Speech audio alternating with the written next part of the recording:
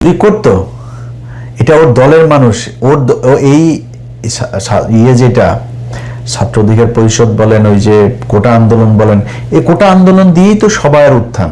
আপনি আসিফ বলেন, নাহিদ বলেন, ওই ওর আশপাশে যারা যে দু চারজন আছে, ওর সাথে আর কেউই নেই এখন। ও খালি রাশেদার, ও এর বাইরে ওর সাথে কেউ নেই। ওর শ্বশুর বাড়ি কিছু লাঠিয়াল আছে, ফুফাতো ভাই, খালাতো ভাই, চাচাতো ভাই, টাচাতো ভাই, এগুলো মিলে বরিশালের একটা গ্রুপে নিয়ে, একটা লাঠিয়াল বাহিনীরে নিয়ে ও এনে ধান্দাবাজি করে। এই ধান্দাবাজি করেই তার চলছে। এখন সে নিজের বিরাট আকারের পয়সাওয়ালা লোকজন, বিরাট আকারের মানে অনেক কিছু হয়ে গেছে তো, বুঝছেন না? ফকিন্নির পোলারে আপনি যদি নাকি টাকা পয়সা দেন, ও তো এটার গরম সহ্য করতে পারবে না।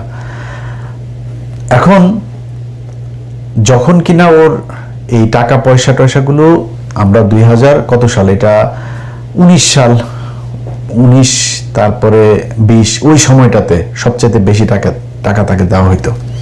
একবার তার প্রতি মাসে আমরা একবার দুইবার এরকম প্রতি মাসে দিতাম বিভিন্ন জনের কাছ থেকে তুলে। তো তাদের ভেতরে একজনের কাছে $2500 পাঠানো হয়েছিল একবার, আমার মনে আছে।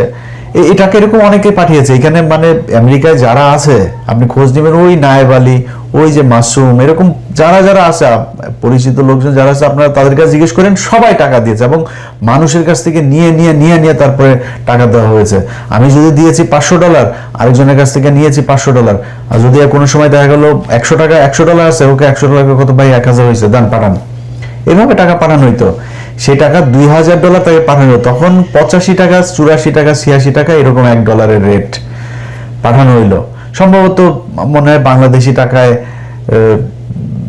2 লাখ বা এরকম কিছু, আমার মনে নাই। বাট $2500 আমরা পাঠিয়েছিলাম, 2500। এই টাকা পাঠানোর পরে এখন হঠাৎ করে এই নুরু ফোন দিছে যে ভাই টাকা তো আসেনি, টাকা তো পাঠানো হয়েছে, ওর সাথে নামটা আর বললাম না ওইটা। এরপরে সে ধরা খাওয়ার পরে বলতেছে, ভাই আমার বাচ্চা হয়েছে, ওয়াইফের ডেলিভারি, হসপিটালের বিলে টাকাটা খরচ হয়ে গেছে, আমি এটা খরচ করে ফেলছি। পরে আবার পাঠাইছি আমরা। এরপরে আবার ফের এই তুলে তারপরে তাদেরকে টাকা পাঠানো হয়েছে। নুরু এত সহজ না। আমেরিকার জীবন, আমেরিকায় আসে আর টাকা গাছ থেকে পড়ে যায় এরকম না। এখানে যারা সুট টুট পরেও বাংলাদেশে যায় না, এরা এখানে কে কি করে, তোর তো 14 গোষ্ঠীর মধ্যে মনে হয় আমেরিকা কেউ থাকে না, থাকলে জিজ্ঞেস করিস।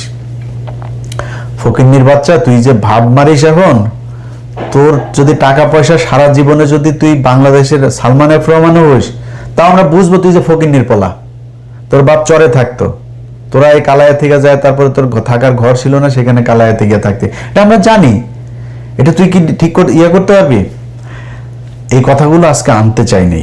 ওর ইদানিং দেখবেন চলাফেরা, ওর পাঞ্জাবি, মানে নতুন নতুন পাঞ্জাবি, তারপরে হাঁটার যে ধরন, হাঁটার ভাবটা দেখলে আপনি বুঝবেন যে ফকিন্নির পোলাদের টাকা পয়সা হইলে কি হয়, এটা এরে দেখে ভালো করে বুঝবেন।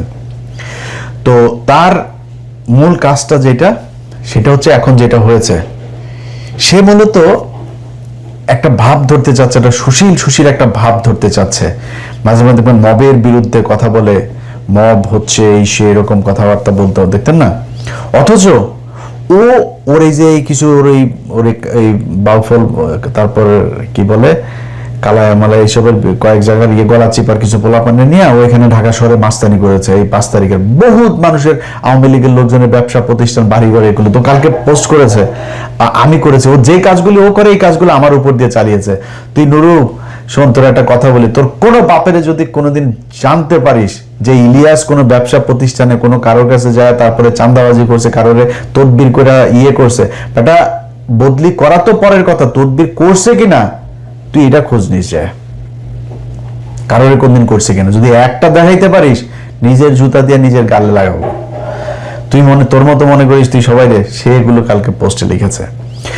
প্রথম 5 তারিখের পর আন্তর্জাতিক অপরাধ ট্রাইব্যুনালের চিফ প্রসিকিউটর তাজুল ভাই এখন তো আপনারা সবাই পাবেন খুব সহজে। তাজুল ভাইরে জিজ্ঞেস করেন, তাজুল ভাই ফোন করলো, ইলিয়াস এই বেয়াদব কয়েকটা উচ্ছৃঙ্খল পোলাপান নিয়ে এসে তারপরে এরকম বলতে, সে আমারে বলতেছে 1 মিনিটও চেয়ারে বসতে দিবে না, কারণ কি তার লোক ওইখানে নিয়োগ দিতে হবে প্রসিকিউটর হিসাবে তাজুল ভাইয়ের অফিসে। তারপরে বলছে, না এটা তো আপনার কথা মতো হবে না, সরকারের এটা নিবে, পদক্ষেপ নিবে, সেটা সরকারের ব্যাপার, এটা আপনার ব্যাপার না। তাজুল ভাই স্টেট কার্ড কথা বলে আইছে। তো তাজুল ভাই এই অপমান সহ্য নয়, আমার ফোন দিয়েছে তাজুল ভাই, বলছে ইলিয়াস এই ব্যাপার কি। তা আমি জাস্ট খালি পোজ দিলাম, বলছি নুরু তোরে 2 মিনিট সময় দিলাম, 2 মিনিটের মধ্যে ওইখান থেকে বের হয়ে আসবে, মাস্তানি সব জায়গায় করবে না। আচ্ছা তাজুল ভাই আমি ভীষণ ভীষণ পছন্দ করি। সাথে সাথে রাশেদ ফোন দিছে, বলি ভাই আপনি এই পোস্টটা ভাই ডিলিট করেন, আমরা ভাই এখান থেকে চলে যাচ্ছি। সেটা আসছে।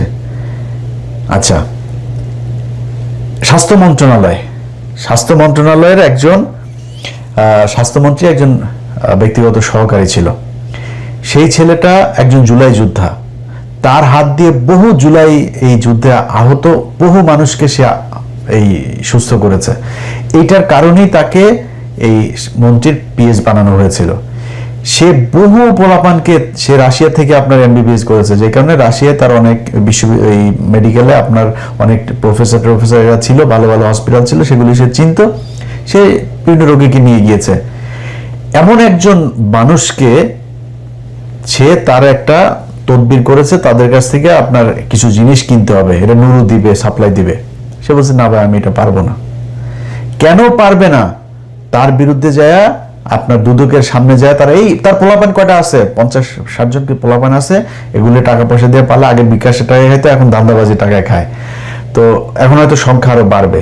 দুদকের সামনে যায় এক দফা এক দাবি নিয়ে বসে, ওই ওনারে পিএসসি করতে হবে। দুদকের যায় সেখানে ফাইল করছে, সেখানে মব সৃষ্টি করা সেই ছেলের বিরুদ্ধে তারপরে করা হয়েছে।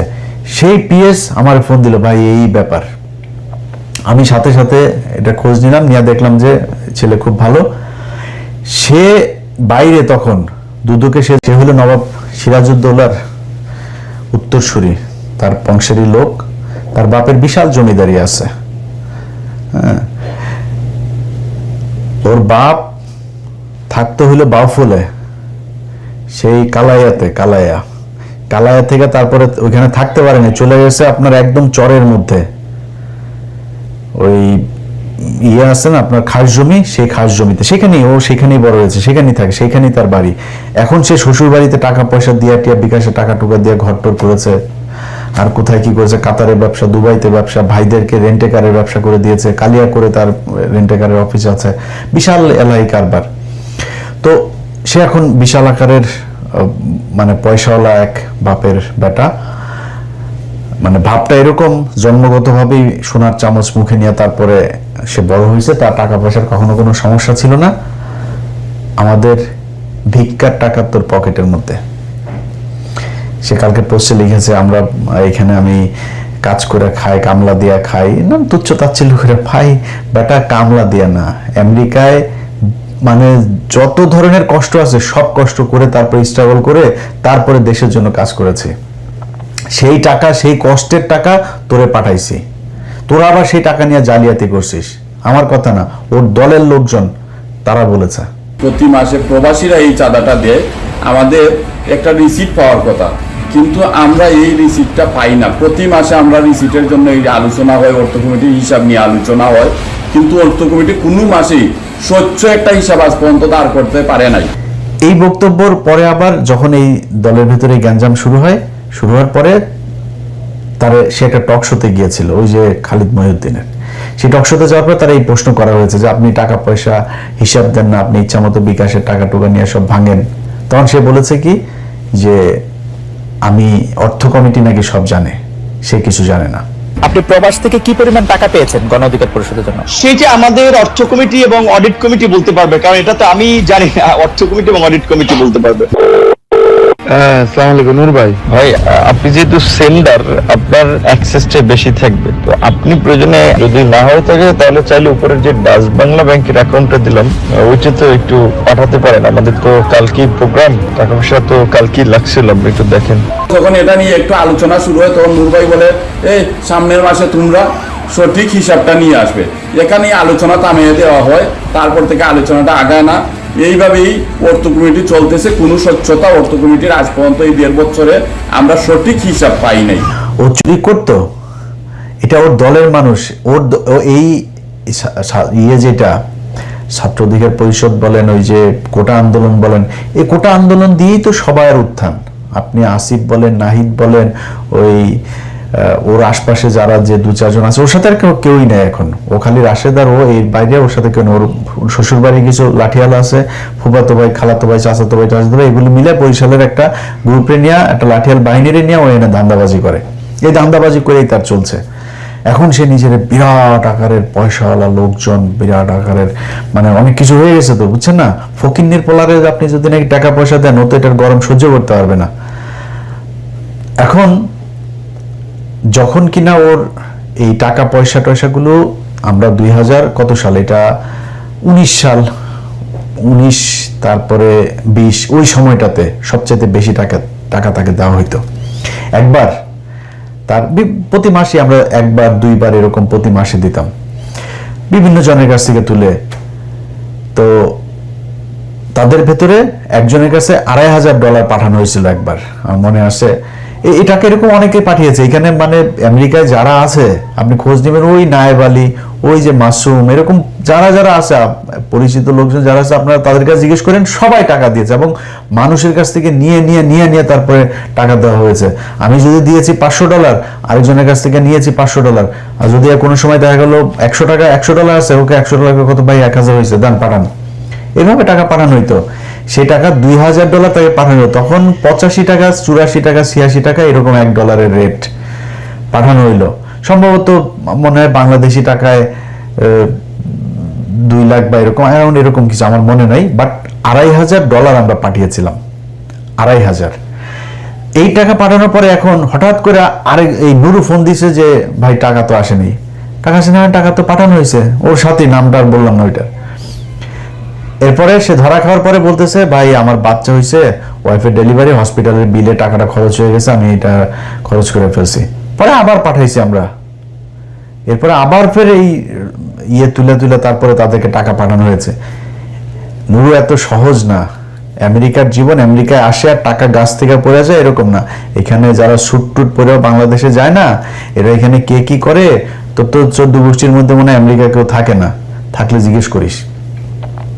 ফকিন্নির বাচ্চা, তুই যে ভাব মারিস এখন, তোর যদি টাকা পয়সা সারা জীবনে যদি তুই বাংলাদেশের সালমান এফ রহমান হইস, তাও আমরা বুঝবো তুই যে ফকিন্নির পোলা। তোর বাপ চরে থাকতো, তোরা এই কালায়া থেকে যায়, তারপরে তোর থাকার ঘর ছিল না, সেখানে কালায়া থেকে থাকতে, এটা আমরা জানি। এটা তুই কি ঠিক করতে পারবি? এই কথাগুলো আজকে আনতে চাইনি। ওর ইদানিং দেখবেন চলাফেরা, ওর পাঞ্জাবি, মানে নতুন পাঞ্জাবি, তারপরে হাঁটার যে ধরন, হাঁটার ভাবটা দেখলে আপনি বুঝবেন যে ফকিন্নির পোলাদের টাকা পয়সা হইলে কি হয়, এটা এরে দেখে ভালো করে বুঝবেন।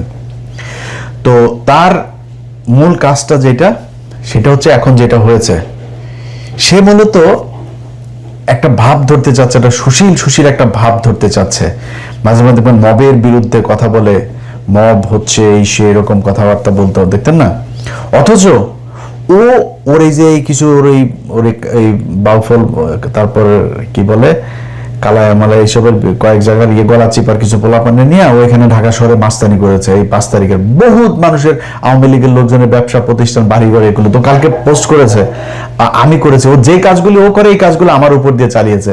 তুই নুরু শোন, তোর একটা কথা বলি, তোর কোনো বাপের যদি কোনোদিন জানতে পারিস যে ইলিয়াস কোনো ব্যবসা প্রতিষ্ঠানে কোনো কারোর কাছে যায়, তারপরে চাঁদাবাজি করছে, কারোরে তদবির করে করছে, এটা বদলি করা তো পরের কথা, তদবির করছে কিনা তুই এটা খোঁজ নিস, যায় কারোর কোনদিন করছে কিনা। যদি একটা দেখাইতে পারিস, নিজের জুতা দিয়ে নিজের গালে লাগাবো।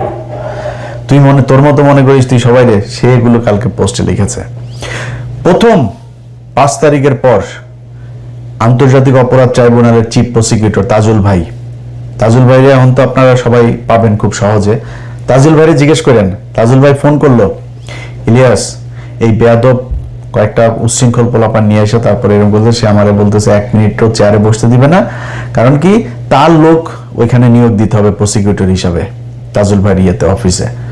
তারপরে বলছে না, এটা তো আপনার কথা মতো হবে না, সরকারের এটা বা নিবে, পদক্ষেপ নিয়ে, সেটা সরকারের ব্যাপার, এটা আপনার ব্যাপার না।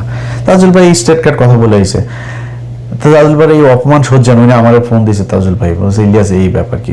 তা আমি জাস্ট খালি পোস্ট দিলাম, নুরু তোরে 2 মিনিট সময় দিলাম, 2 মিনিটের মধ্যে ওইখান থেকে বের হয়ে আসবে, মাস্তানি সব জায়গায় করবে না। আর তাজুল ভাই আমি ভীষণ পছন্দ করি। সাথে সাথে রাশেদ ফোন দিছে, ভাই আপনি এই পোস্টটা ভাই ডিলিট করেন, আমরা ভাই এখান থেকে চলে যাচ্ছি। সরে আসছে। আচ্ছা, স্বাস্থ্য মন্ত্রণালয়ের একজন স্বাস্থ্যমন্ত্রী একজন ব্যক্তিগত সহকারী ছিল। সেই ছেলেটা একজন জুলাই যোদ্ধা, তার হাত দিয়ে বহু জুলাই এই যুদ্ধে আহত বহু মানুষকে সে এই সুস্থ করেছে। এইটার কারণেই তাকে এই মন্ত্রীর পিএস বানানো হয়েছিল। সে বহু পোলাপানকে সে রাশিয়া থেকে আপনার এমবিবিএস করেছে, যে কারণে রাশিয়ায় তার অনেক এই মেডিকেলে আপনার অনেক প্রফেসররা ছিল, ভালো ভালো হসপিটাল ছিল, সেগুলি সে চিনত। সে বিভিন্ন রোগীকে নিয়ে গিয়েছে। এমন একজন মানুষকে সে তার একটা তদবির করেছে, তাদের কাছ থেকে আপনার কিছু জিনিস কিনতে হবে, এটা নুরু দিবে, সাপ্লাই দিবে। সে বলছে না ভাই আমি এটা পারবো না। কেন পারবে না? তার বিরুদ্ধে যায় আপনার দুদকের সামনে যায়, তার পোলাপান কয়টা আছে, 50-60 জনকে পোলাপান আছে, এগুলো টাকা পয়সা দিয়ে পারলে আগে বিকাশে টাকা খাইতো, এখন ধান্দাবাজি টাকায় খায়। তো এখন হয়তো সংখ্যা আরো বাড়বে। দুদকের সামনে যায় এক দফা এক দাবি নিয়ে বসে, ওই ওনারা পিএসসি করতে হবে। দুদকের যায় সেখানে ফাইল করছে, সেখানে মব সৃষ্টি করা সেই ছেলের বিরুদ্ধে তারপরে করা হয়েছে। সেই পিএস আমার ফোন দিল, ভাই এই ব্যাপার। আমি সাথে সাথে এটা খোঁজ নিলাম, নিয়ে দেখলাম যে ছেলে খুব ভালো। সে বাইরে তখন দুদকে সে যখন করেছে আপনার কমপ্লেন করেছে, সে তখন রাশিয়াতে।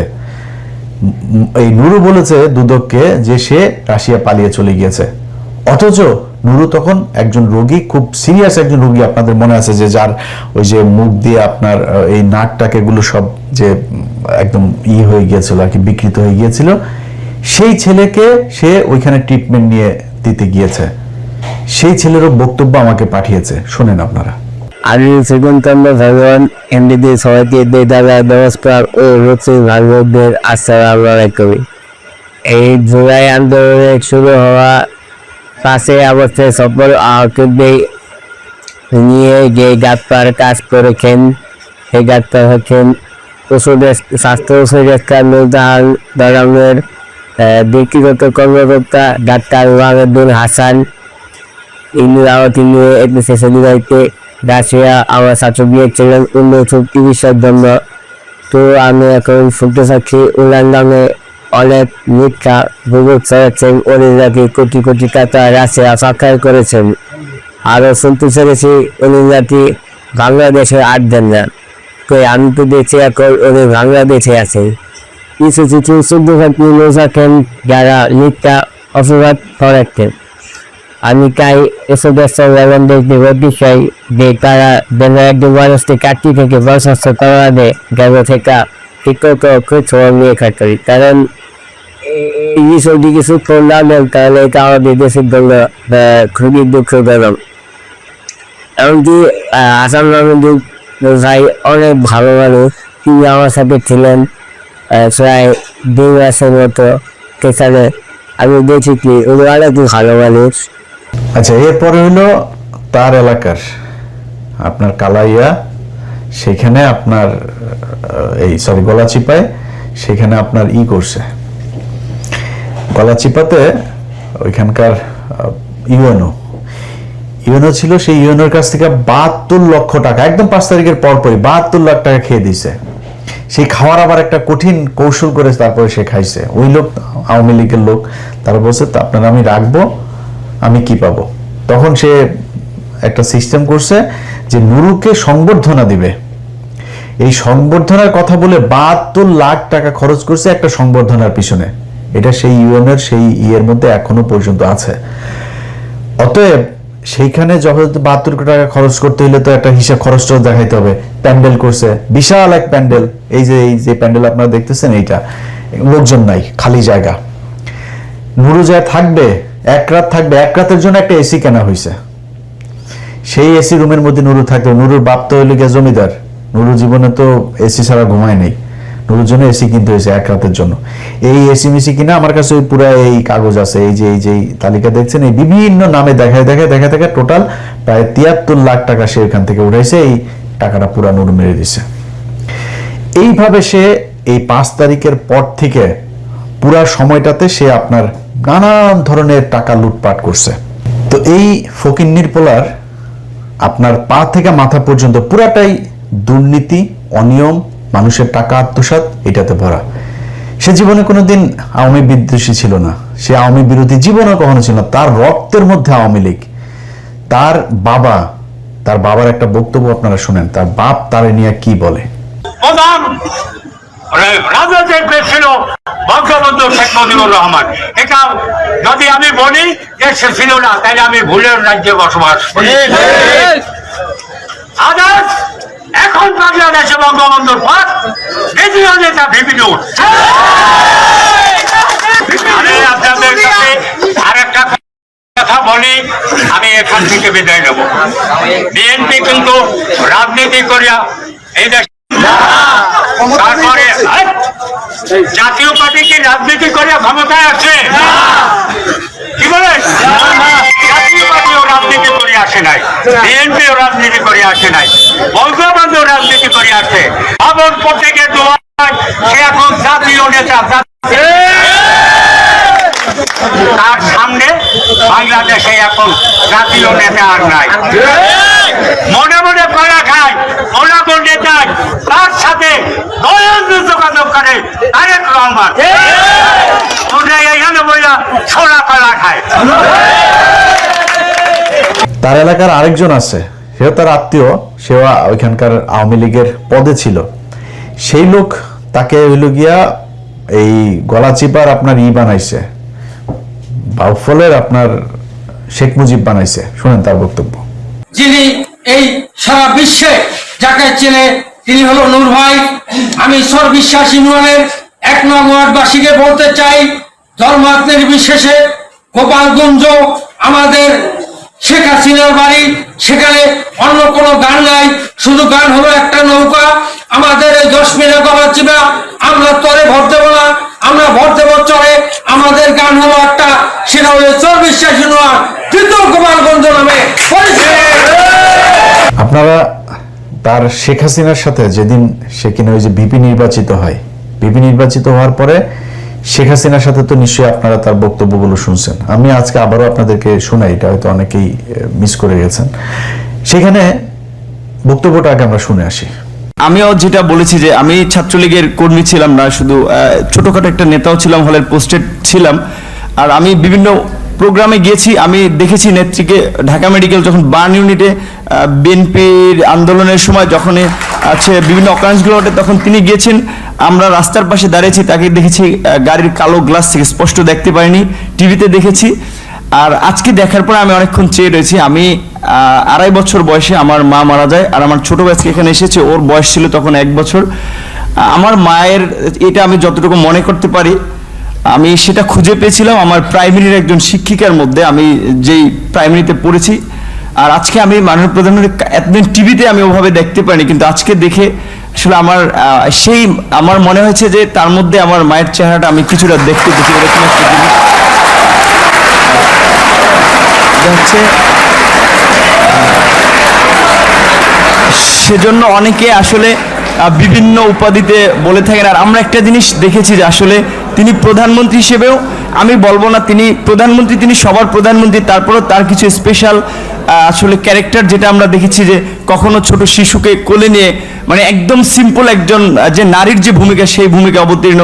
আবার যখন দেখেছি আন্দোলন সংগ্রামে মানে তার শুনেছি ওই সময়ের তার সেই মানে ছাত্র রাজনীতি থেকে উঠে এসেছে, তার কৃতিত্বের কথা আমরা শুনেছি। আর বঙ্গবন্ধুর কথা তো এটি আসলে তো শুধু আমরা না, সারা বিশ্বের মানুষ জানে।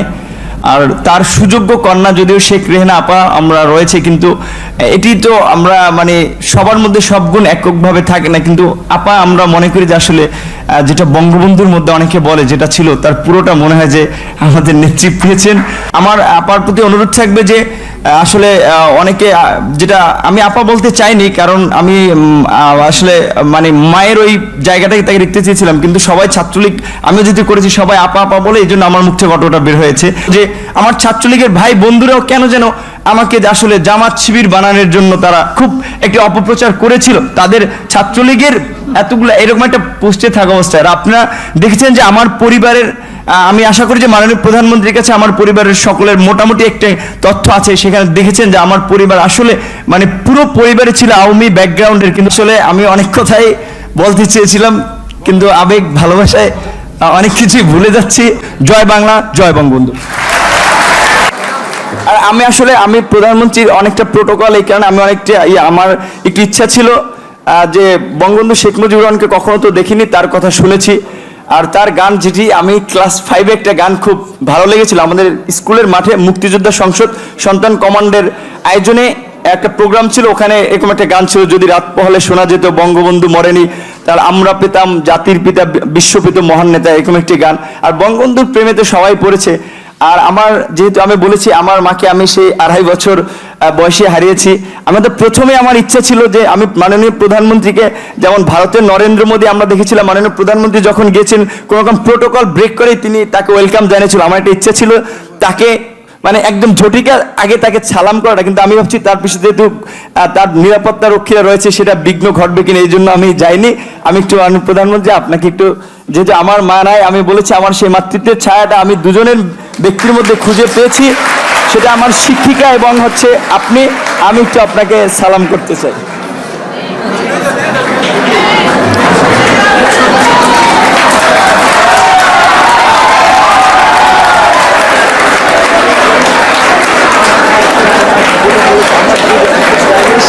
দেখেন, তাকে এই কোটা আন্দোলনের পোলাপান, এটা তো সে একা করে নাই, এই আন্দোলন যারা করছে তাদের ভেতরে অন্য যারা ছিল, ওই দিন যখন সে শেখ হাসিনার ওই প্রোগ্রামে যায় সবাইকে নিয়ে গেছে এক গাড়িতে, আর তাকে নিয়ে গেছে আবার আরেক গাড়িতে, এটা প্রমাণও আছে। ছাত্রলীগ নেতারা ঢাকা বিশ্ববিদ্যালয়ের বাসে করে গণভবনে গেলেও ভিপি নুরুল হক ও সমাজসেবা সম্পাদক আক্তার হোসেন যান আলাদা গাড়িতে। এই আলাদা গাড়িতে নেওয়ার কারণ হচ্ছে তারে শেখ হাসিনা ওই দিনই তাকে পারচেজ করে, সে ওই দিন তার কাছে বিক্রি হয়ে যায়, এবং যেই কারণে যারা তার সাথে এতদিন আন্দোলন করছিল তারা আবার ঢাকা বিশ্ববিদ্যালয়ে পরের দিন সংবাদ সম্মেলন করে এটার অভিযোগ করে। কিন্তু আমরা মনে করি তিনি যে বক্তব্য পূর্বে দিয়েছেন এবং গতকাল যে বক্তব্য দিয়েছেন এটি এক ধরনের মানে টোটাল আন্দোলনের স্পিরিটের জন্য ক্ষতিকর বলে আমরা মনে করি। যে আন্দোলনটা যে গতিতে যাচ্ছিল এবং তার মুখের দিকে সারা দেশে ঢাকা বিশ্ববিদ্যালয়ের ছাত্র সমাজ তাকিয়েছিল, এটি ঢাকা বিশ্ববিদ্যালয়ের ছাত্র সমাজকে যথেষ্টভাবে হতাশ করেছে বলে আমরা মনে করি। তার সাথে গতকাল তিনি গণভবনে বক্তব্য দেওয়ার পরে তার সাথে আমরা এখনো মিটিংয়ে বসতে পারিনি। তার সাথে আমরা বারবার যোগাযোগ করার চেষ্টা করেছি যে আপনি যে বক্তব্যটা দিয়েছেন এই বক্তব্য কি আপনি নিজে স্বীকার করে দিচ্ছেন, তার মানে আপনি কি চান না যে আন্দোলনটা চলুক কি চলুক না। তিনি এখনো আমাদের সামনে এটি স্পষ্ট করেননি। যেহেতু তিনি স্পষ্ট করেননি, আমরা মিডিয়ার মধ্য দিয়ে যে বক্তব্য গণভবনে প্রধান বক্তব্য যেটি পেয়েছি এটি যথেষ্ট সাংঘর্ষিক। এখন তিনি যদি এই বক্তব্যকে ধরে রাখেন তো নিশ্চয়ই সেটা ছাত্রদের যে স্পিরিট সেটার সাথে প্রতারণাপূর্ণ। তিনি যেটি বলেছেন যে এই একটা নির্বাচন করতে গেলে কিছু ছোটখাটো ত্রুটিপূর্ণ থাকে, আমরা প্রত্যাশা করি আগামীবার যে নির্বাচনটি হবে সেই নির্বাচনটি যথেষ্ট সুষ্ঠু হবে। আমরা মনে করি এই নির্বাচনটি তিনি যে বক্তব্য প্রদান করেছেন আর এই বক্তব্যটা যথেষ্ট সাংঘর্ষিক। আমরা প্রত্যাশা করেছিলাম তিনি যে গণভবনে গিয়েছেন তিনি হয়তো গিয়ে এই যে পুনর্নির্বাচনের দাবিটি তিনি হয়তো ওখানেও তুলে ধরবেন, ওইটা দৃঢ়ভাবে পুনর্ব্যক্ত করবেন, কিন্তু তিনি সেটা না করবার মধ্য দিয়ে এক ধরনের ভাই যেটা বললেন যে এক ধরনের এইটা ছাত্রদের যে স্পিরিটের সঙ্গে এক ধরনের তিনি দ্বিচারিতা করেছেন। আচ্ছা, এটা আবার দেখেন সে একটা ব্যাখ্যা দিয়েছে যে তাকে নাকি ওই দিন নিয়ে যাওয়া হয়েছিল, মানে 5 তারিখের পরে সে ব্যাখ্যা দিয়েছে তাকে নাকি ওই দিন নিয়ে যাওয়া হয়েছিল তার বাবাকে চাপ দিয়ে তারপরে নিয়ে যাওয়া হয়েছে, অথচ ওর বাপের সাথে ওর ভালো সম্পর্ক না। ওর বাপ এই 5 তারিখের পরে ওর পিছনে আসে, ওর বাপের সাথে কিন্তু ওর ভালো সম্পর্ক না, ওর বাপ ওরে দেখেও না তেমন ঠিক মতো। ওর ওই যে নানি বাড়িটারই আরো কিছু আত্মীয় স্বজন আছে তারা ওরে দেখে, ওর বাপ আরেক জায়গায় বিয়ে করে ওর বাপ তার মতো থাকে, ওর বাপের সাথে ওর সম্পর্ক ভালো না, তার বাপের নাকি চাপ দিয়ে তাকে নাকি ইয়ে করছে। অথচ তার যে বক্তব্য আপনারা শুনলেন, আপনার কি মনে হয় যে কোনোদিন কোনো মানুষকে চাপ দিয়ে এত স্বতঃস্ফূর্তভাবে তোরা চাপ দিয়ে নাই অনুষ্ঠানে নিয়ে যাইতে পারে? আপনাকে আমার মায়ের মতো লাগে, আপনি পায়ে ধরে মাপ চাইছে, আপনারা দেখছেন না, পায়ে ধরে সালাম করছে সে, অথচ সে বলে আরেকটা। আমার কাছে ফোন আসলো তৎকালীন প্রধানমন্ত্রীর কার্যালয় থেকে যে ডাকসুর সমস্ত প্যানেলকে তিনি চায়ের আমন্ত্রণ জানিয়েছে। যাওয়ার সিদ্ধান্ত নেওয়ার আগেই তখন আমার বাবাকে এই পটুয়াখালী থেকে ঢাকায় নিয়ে আসা হয় এবং নিয়ে এসে তাকেও কিছুটা আসলে যে আতঙ্কিত করা হয়, যার ছেলে যদি না যায় আপনার ছেলেকে মেরে ফেলতে পারে। যে দেখেন খালেদা জিয়ার মতো একজন বিশাল মাপের নেত্রী তাকে জেলে নিয়েছে, বিএনপির নেতাকর্মীরা কি আন্দোলন করে তাকে বের করতে পেরেছে? সে যদি না যায়, এটার জন্য তার পরিণতি কিন্তু চরম আসলে খারাপ হতে পারে। তো এখন আমার মা নেই, তো আমার বাবা আসলে এক প্রকারে আমার বলা চলে যে খুব ক্ষমা চাওয়ার মতো, যে বাবা আমি তো তোদেরকে মানুষ করেছি, আমি তোদের কাছে কিছু চাই নাই, বলি নাই, তোরা বিশ্ববিদ্যালয়ে পড়স। আমি তোর একটা অনুরোধ করি যে যেহেতু প্রধানমন্ত্রীর পক্ষ থেকে দাওয়াত করা হয়েছে, গণভবনে যাও। উনি স্বাভাবিকভাবেই যে একজন মায়ের জাতি, তো ওনাকে তুমি সেভাবেই সম্মান করবা। আমার বাবাই আমাদেরকে তখন মায়ের আদর বাবার আদর দুটো দিয়ে বড় করেছে। তখন আসলে আমি খুব একটা দায়বদ্ধতার মধ্যে পড়ে যাই যে আমার বাবার কথা বা বাবার একটা আকুতি বা আমি নিজে যে ক্যারেক্টারের বলা চলে সেটা আমার বাবার অনুরোধের কারণে। আচ্ছা দেখেন, সে যে কথাটা বলেছে এই কথাটা সত্যি না। তার বাবাকে ধরে তারপরে চাপ দিয়ে তাকে তারপর করেছে, এই কথাটা সত্যি না। কিন্তু একটা জিনিস সবার মাথায় প্রশ্ন আসতে পারে যে নুরু তো হাসিনার বিরুদ্ধে আন্দোলন করেছে, অনেকবার মার খেয়েছে, বহুবার, যতবার মার খাইছে, ওর লুঙ্গি খুলে যদি নাকি ওর পশম গুনেন অতগুলি পশম গুনে, যতবার পিটানি খাইছে, ওর জীবনে বহুত পিটানি খাইছে। তো এই পিটানি খাওয়ার অভ্যাসটা তার আছে, কিন্তু উদ্দেশ্য তার একটা ছিল, সেগুলো তার বড় হইতে হবে, মানে পয়সা পাতি হইতে হবে, ক্ষমতা আসতে হবে, এরকম একটা তার এইটা ভয়ঙ্কর রকমের ছিল তার ভেতরে। যে কারণে সে কিন্তু হলের পোস্টেড নেতা, সে ছাত্রলীগ করতো, আওয়ামী লীগ করতো, বাট ওইখানে যে ভাত পায় নাই, এখন তারা আলাদা সংগঠন করে তার নেতৃত্বে আসতে হবে, সে কারণে সে এটা করেছে। এই দেশের জন্য না, এই মানুষের জন্য কোনো কিছু না, সে তার নিজের জন্য করেছে। এবং তার পা থেকে মাথা পর্যন্ত পুরাটা দুর্নীতি এবং অনিয়ম এগুলো দিয়ে ভরা। এটা আমার কথা না, মানে আমি যে তাকে তার সাথে লাগার জন্য বলছি সেটা না, তার দল যারা করেছে এই পর্যন্ত, এই যে যাদেরকে দেখেন আসিফ নাহিদটাই যা যাদের কেউ থাকে নাই তার সাথে, কারণ তারা জানেন, কারণ তার এই চরিত্রের কারণে। আমার এখানে আপনাকে একজনের বক্তব্য শুনে, তার দলের লোকজন তারা কি বলে, তারা যারা তার সাথে ছিল, যারা টাকা পয়সা দিত, এখানে কয়েকজন ব্যবসায়ী আছে আমার পরিচিত, এরা টাকা দিয়েছে। আমি বহু মানুষকে ভাই করেছে, ভাই নাম্বার দিয়ে দিতাম, ভাই এর এই নাম্বারে টাকা দিয়েন, একটা কল দিয়ে টাকা দিয়েন, এভাবে টাকা দিত। সেই ব্যক্তিরা তার দল থেকে চলে গিয়েছিল। চলে যাওয়ার কারণ আবার আছে আরেকটা, সেটাতে যাই, সেটা দিয়ে শেষ করি। এটা হচ্ছে যে আপনাদের ওই রেজা কিবরিয়ার কথা তো মনে আছে, তাই না? রেজা কিবরিয়া যখন দলে আসে, রেজা কিবরিয়া কিন্তু খুব ইন্ডিয়া বিরোধী একটা মানুষ। তো সে বারবার প্রকাশ্যে বলতো যে তার বাপকে খুন করেছে, আওয়ামী লীগ মেরেছে, বিএনপির কেউ তার বাপকে মারে নাই, এই কথাগুলো কিন্তু সে বলতো। এই কারণে তাকে দেখতে পারতো না। তখন এই নূরের সাথে হাসিনার সম্পর্ক খুব ভালো, এবং হাসিনা তখন নুরুকে পুরো একদম কিনে ফেলেছে। ওই সময়টাতে যখন রেজা কিবরিয়া এসে দলে ঢুকার পরে ইন্ডিয়া রেজা কিবরিয়াকে থাকতে দিবে না। একজন ব্যক্তিকে ঢুকাইলো, তার নাম হলো বিপ্লব কুমার পোদ্দার। সে বিপ্লব কুমার পোদ্দার হঠাৎ করে এসে দলের ভিতরে একদম প্রথম সারিতে চলে আসলো, তার পাশে বসে থাকে।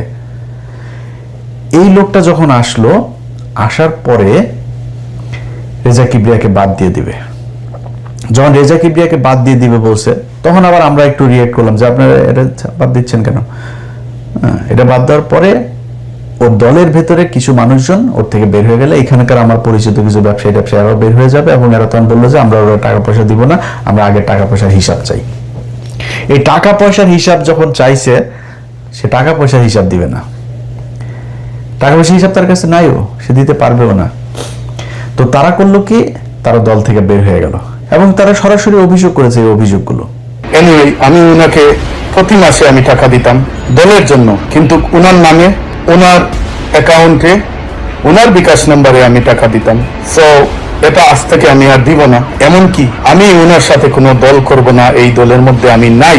উনি জাতির কাছে আইসা মাফ চাও, যদি জাতি মাফ করে দেয় ভালো, আর এইরকম দেশের গাদ্দারের সাথে আমি কাজ করব না। আর যদি আপনারা প্রমাণ সহকারে রিসিপ্ট সবকিছু দেখতে চান, আমি দিয়া দিব ইনশাল্লাহ, এবং কি প্রুফ সবকিছু আছে। আমি উনাকে প্রতি মাসে টাকা দিতাম, উনি একটা টাকাও দলের মধ্যে দেয় নাই। আমরা আমেরিকা থেকে অনেক টাকা পয়সা এই দলের জন্য দিয়েছি, যেটার এখন পর্যন্ত আমরা কোনো হিসাব পাইনি, অর্থ কমিটির কাছে পাইনি, নূরের কাছে পাইনি। আমরা বিকাশের মাধ্যমে, বাই অ্যাকাউন্টের মাধ্যমে, বাই পিন নম্বরের মাধ্যমে আমরা লক্ষ লক্ষ টাকা এই দলের জন্য দিয়েছি। আমরা আর কোনো টাকা পয়সা এই দলের জন্য খরচ করব না, কারণ এই দলটা এখন এনডিআর হাতে চলে গেছে।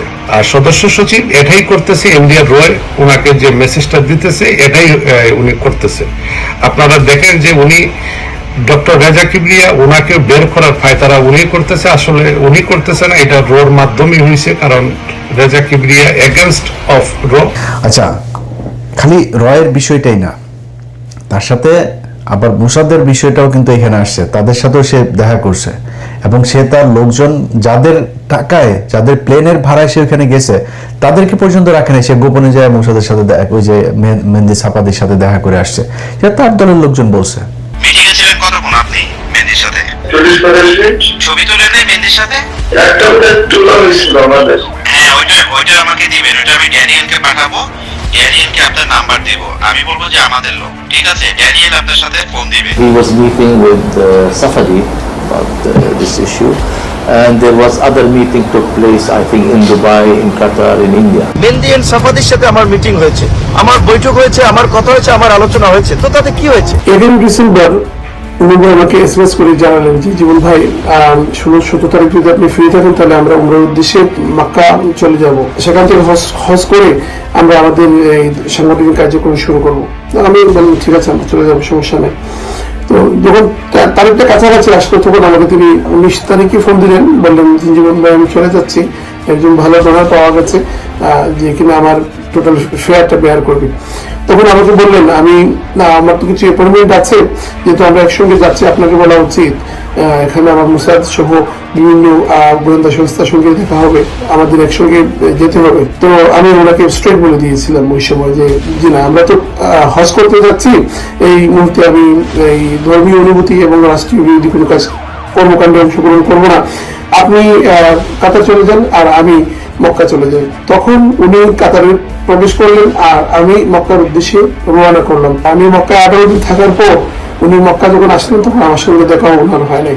তো টোটাল সাংগঠনিক সফরটা আমাদের একসঙ্গে ছিল, কিন্তু আমরা একে অন্যের সঙ্গে কখনো দেখা হয়নি, কারণ একটাই বিষয় আমি ওনার সঙ্গে দ্বিমত পোষণ করেছিলাম। তাই এবার এই যে বিভিন্ন দেশের গোয়েন্দা সংস্থা এবং যারা আমাদের শত্রু হিসাবে আমরা যাদেরকে ট্রিট করি, সেই সব দেশের গোয়েন্দা সংস্থার সাথে যায় যেই নেতা তারপরে গোপন গোপন বৈঠক করে, সেই বৈঠকে কি কথা হয়েছে কি আমাদের দেশের মানুষকে আজও পর্যন্ত সেটা জানতে দেওয়া হয় নাই। এবং হাসিনাও কিন্তু তাকে কিছু বলে নাই, কারণ হাসিনার সেই রয়ই তাকে সেই মিটিংগুলো করাইছে, যে কারণে তাদের কোনো সমস্যা নেই। সে কিন্তু এখান থেকে আসার পরে বিমানবন্দর থেকে তাকে অফিসে নিয়ে যাওয়া হয়েছে, তারপরে সেখান থেকে নিয়ে যাওয়া হয়েছে ভারতীয় হাই কমিশনে, তার লোকজন বলছে এগুলি।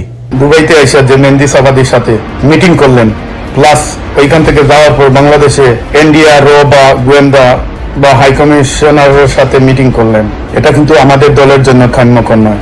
উনি যে কাজটা করছেন দেশদ্রোহী, তাই আমি খুবই দুঃখ পাইছি। দেখতেছেন কিছুদিন থেকেই আমাদের গণ অধিকার পরিষদে একটা বিশৃঙ্খলার সৃষ্টি হয়েছে। দুঃখজনক হলে বিষয়টা সত্যি, বিপ্লব কুমার পোদ্দার উনি যখনই আমাদের দলে আসলেন তারপর থেকে আমাদের দলের সমস্যাটা শুরু হয়েছে, কারণ বিপ্লব কুমার পোদ্দার উনি একজন রোর এজেন্ট। আমাদের সদস্য সচিব বিপি নুরুল হক নূর উনিও একজন রোর এজেন্ট, উনি ইন্ডিয়ান হাই কমিশনার সঙ্গে দেখা করেছেন, রোর সঙ্গে ওনার কন্টিনিউ যোগাযোগ আছে।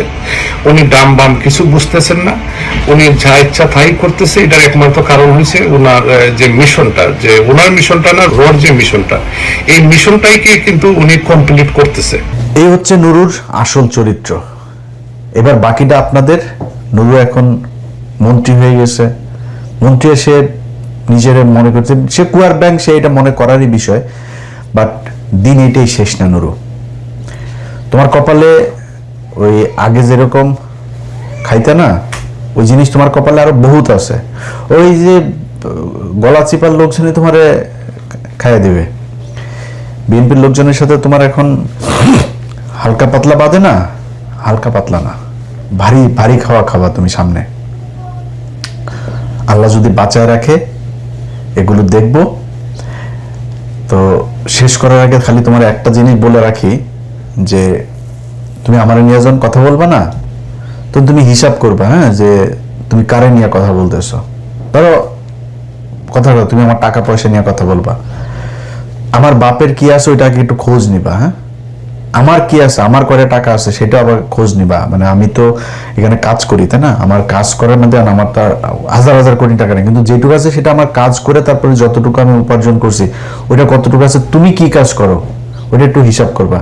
ভিক্ষা করে খাইয়া, যার কাছ থেকে ভিক্ষা চায়া খাও তারে নিয়ে আবার টাকা পয়সা, তুই একটা অন্য আলাপ করতে পারতি। তুই কালকে ফেসবুকের পোস্টে তুই তহিদ আফ্রিদিকে ছাড়াইছিস, সেই তহিদ আফ্রিদিকে ছাড়াইতে গিয়া তারপরে কয় টাকা নিছিস না নিছিস কি করছিস, তহিদ আফ্রিদি কি ছাড়া পাইছে কিনা তোর পোস্টে কিন্তু সেই আলোচনায়। আমি তোরে এখন নতুন করে ধরছি কেন, কারণ আমি আপনাদেরকে এই ভিডিওর মাধ্যমে জানা রাখি তহিদ আফ্রিদি জামিনে বের হয়ে গিয়েছে।